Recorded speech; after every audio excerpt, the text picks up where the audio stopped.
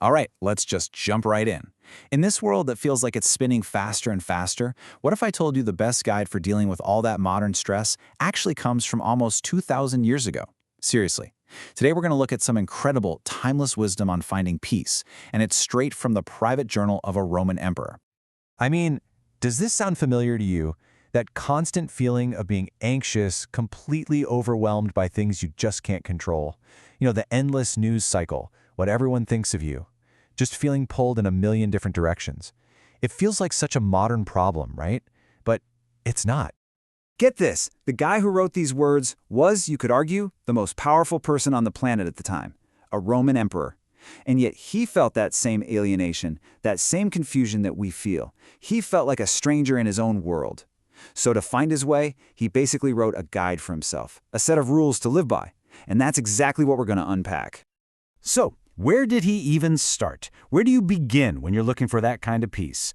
Well, it wasn't by trying to change the world outside. Nope, it was by mastering the one thing he knew he could control, his own mind. So, welcome to Act 1. And this is the absolute core of it all. This distinction is so crucial. Just look at this. On the left, you've got your mind, your judgments, your actions. That's your kingdom. That's where all your real power is.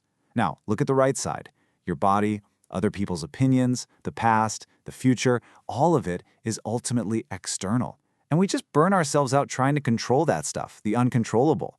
So, the very first step to finding peace, focus all your energy on what is actually yours to command. And this next idea builds right on top of that. Just think about it for a second. An event happens, right? Let's say someone cuts you off in traffic. Is that event inherently bad? Or is it your judgment that it's bad that's the real source of your anger? The emperor reminds us that our experience of the world isn't created by what happens to us, but by the story we tell ourselves about it. And guess what? You're the one writing that story. Okay, so how do we actually do this in real life? He gives us this amazing analogy. Think about it.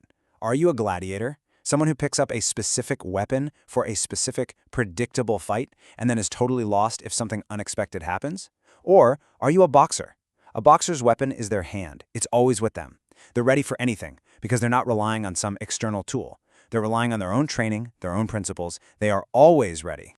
All right, so once we start getting a handle on our inner world, the next step is to completely change our perspective on the outer one.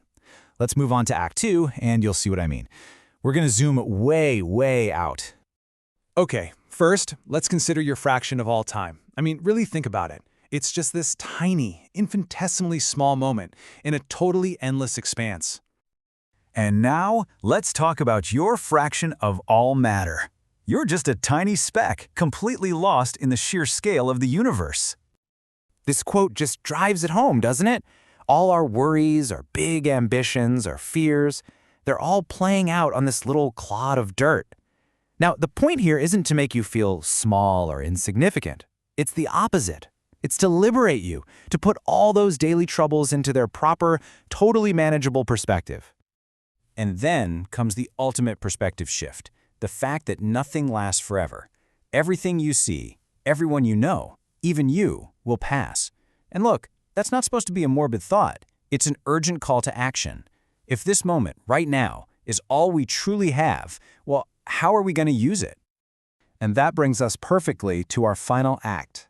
We've wrestled with our own minds, we've gained some cosmic perspective. So now what? How do we actually act in the world? How do we live a good life with the time we've got? And the emperor gives us two just beautifully simple rules. First, be intentional. Don't just drift through life reacting to whatever happens. Act with a clear goal. And second, and this is huge, make sure that goal isn't just about you. Your purpose should contribute to the common good, to what he calls human fellowship. So what does that actually look like on a Tuesday afternoon? He calls it justice, but not in some big, abstract way. He means it as a daily practice. It's simple. Speak the truth and do what's right, what has real value. It's all about your character in action. So, we've gone through it all, mastering our mind, embracing the bigger picture, and learning how to live with purpose. But what's the one single idea that unlocks the whole thing? This is it. Right here, this is the key, the source of all our anxiety, our anger, our fear.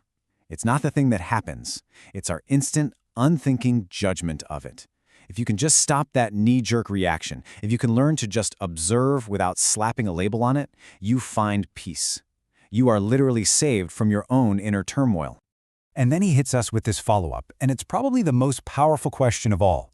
If the key is just letting go of judgment, then what's stopping you? I mean, really, who's stopping you? The traffic isn't? Your boss isn't? The answer is nobody. Nobody except yourself. The power is and always has been entirely in your hands. So we're going to leave you with this one final practical question to take with you. Think of one thing, just one thing that's causing you stress right now. What's the automatic judgment you've attached to it? And what would happen if, just for today, you decided to let it go?